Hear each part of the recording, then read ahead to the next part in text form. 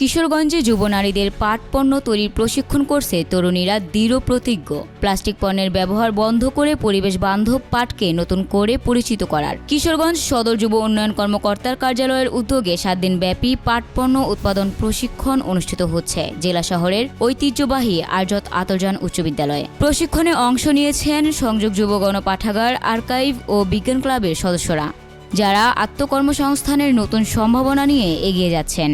প্রশিক্ষণে জানানো হয়, যুব নারীদের দক্ষ করে তুলতে এবং সমাজে পাট পণ্যকে আরও সহজলভ্য করতে এই প্রশিক্ষণ অত্যন্ত গুরুত্বপূর্ণ। প্লাস্টিকের ব্যবহার কমিয়ে পরিবেশ রক্ষায় পাট পণ্য হতে পারে বড় বিকল্প।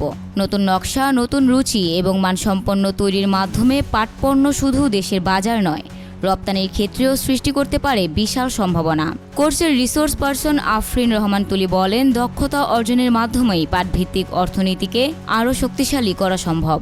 বক্তব্য দেন শাহ মোহাম্মদ সারোয়ার। তিনি বলেন, মানসম্মত ও আধুনিক পণ্য মানুষ সহজেই গ্রহণ করে, আর তাই উৎকর্ষতার দিকে নজর দিতে হবে সবার আগে। নিউজ টাইমসের জেলা প্রতিনিধি ফরহাদ হোসেন রাজ বলেন, বিশ্বের সাথে এগিয়ে যেতে হলে আত্মনির্ভরশীলতার বিকল্প নেই। এই প্রশিক্ষণের মাধ্যমে নিজেদের দক্ষ করে তুলে রপ্তানিমুখী পাট পণ্য তৈরি করলে বিশ্ববাজারেও বাংলাদেশের সাফল্য ছড়িয়ে দেওয়া সম্ভব।